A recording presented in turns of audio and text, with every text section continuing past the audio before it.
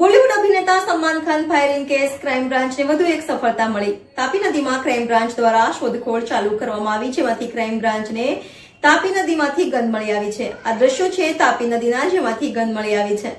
સલમાન ખાનના ઘર પર ફાયરિંગ કેસમાં વાપરવામાં આવેલ ગનને ક્રાઇમ બ્રાન્ચે શોધી કાઢી છે।